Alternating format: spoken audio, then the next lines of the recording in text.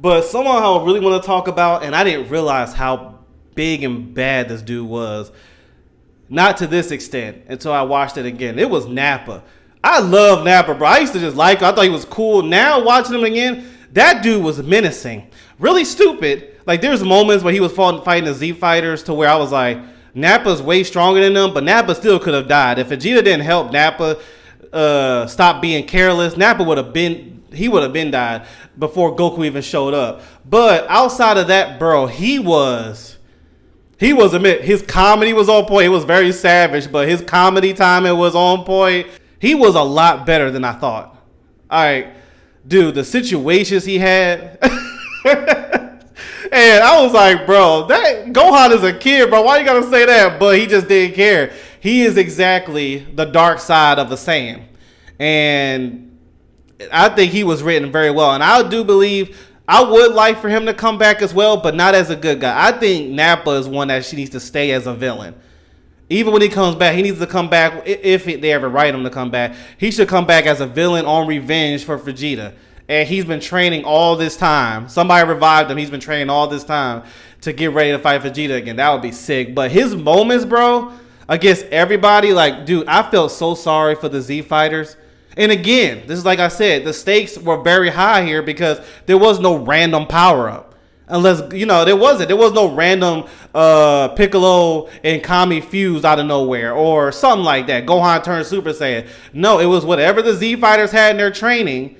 That's all they had.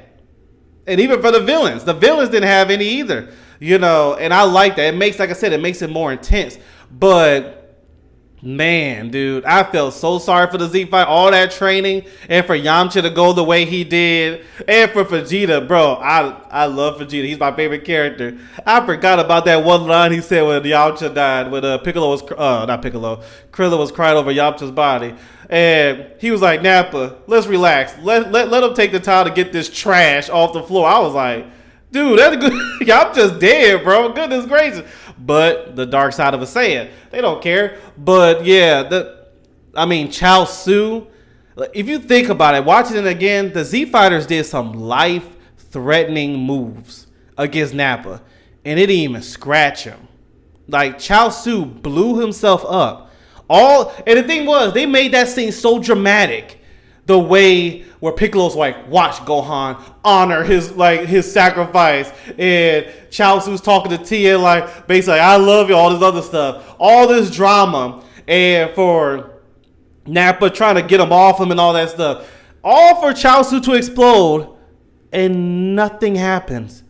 I was like, Dragon Ball, and I thought about it too, because it's not just Saiyan sagas, other sagas. Dragon Ball Z is really good in making something very dramatic and impactful just for it to do nothing. Literally. I was like, even Tien, it was like, bro, at least Tien like ripped some of the armor off, but Nappa was a villain. That's the best description. He is a villain. He ain't no villain with a redemption arc. He is that dude. And I think he was done with watching it again. I loved him as a villain. I hope if they ever write him to come back, he comes back as a villain. Just more threatening.